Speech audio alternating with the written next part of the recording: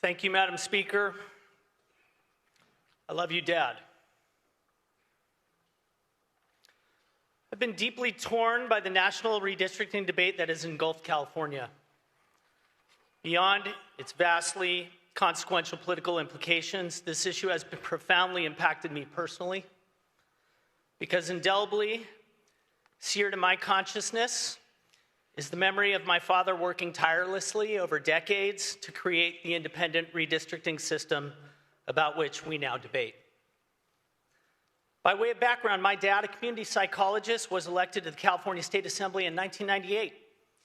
He ran for public office with the principal goals of restoring public trust in political institutions and ensuring that elected officials listen to their constituents. To effectuate those ideals, he believed that the independent redistricting system was necessary. So in 2002, on this very floor, he introduced a constitutional amendment, ACA 19, to create an independent redistricting commission. But his attempt received no support, and it died. Undeterred, he reintroduced the independent redistricting commission concept once again in the Assembly, but that effort too failed. And then in 2006, as a state senator, he reintroduced the concept as SCA 3, and for the first time ever, the concept of independent redistricting passed one of our bicameral bodies.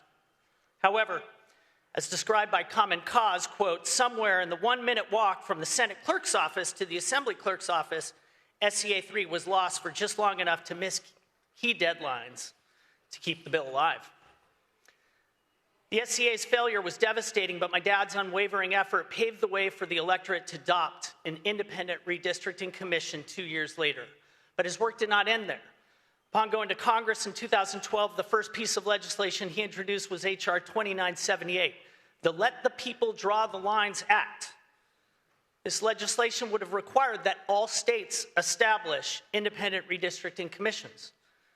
Tragically, the legislation was met by political headwinds and died. But despite that, my dad pressed forward on his quixotic request to establish reform on a national level because he knew that a system in which some states had districts drawn independently and others don't was fundamentally unfair. Because Congress refused to hold a vote on his measures, he commenced advocating for reform in the courts.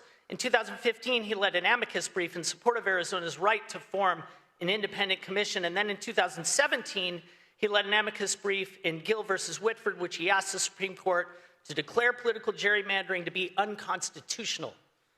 Although the court did not do so, Justice Kagan, in an opinion by Justices Ginsburg, Breyer, and Sotomayor, cited my dad's brief, writing, "The congressional brief describes a cascade of negative results from excessive partisan gerrymandering, indifference to swing voters and their views, extreme political positioning designated to placate the party's base and fend off primary challengers, the devaluing of negotiation and compromise, and the impossibility of reaching pragmatic bipartisan solutions of the nation's problems." I vigorously agree with the evils of gerrymandering described in my dad's brief and cited by Justice Kagan.